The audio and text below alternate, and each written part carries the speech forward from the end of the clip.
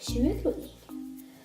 Men den ligger jo i blod, så vidt jeg ser, så ja. Da får vi nok... Jeg vil ikke ha blod på fingrene mine. Hva skal vi finne på å gjøre da?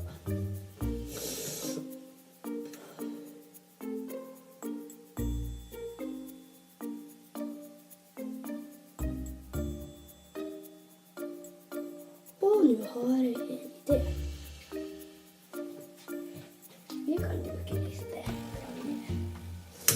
flammer og et lite terglys. Og så må vi da finne et lite glass. Og da får vi bare starte. Kan vi ta den, og så må vi jo selvfølgelig tenne på den. Der, da har vi tent på den. Da får vi håpe at den vil brenne litt. Kan du være så snill å brenne litt? Vil du at jeg skal ta deg opp litt, eller?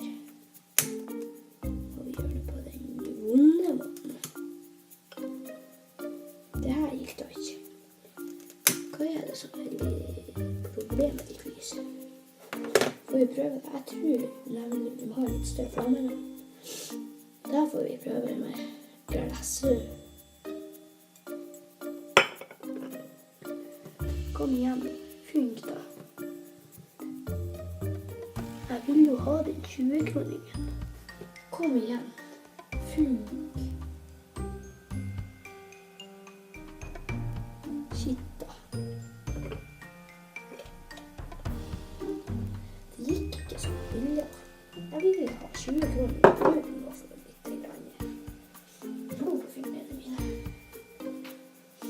Men sånn gikk det ikke da. Da får jeg bare stappe trynet mitt nedi og hente den da. Helvete, det var vanskelig.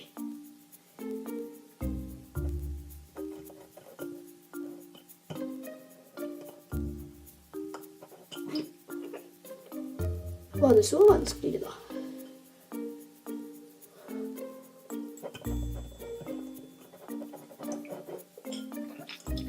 Der er det.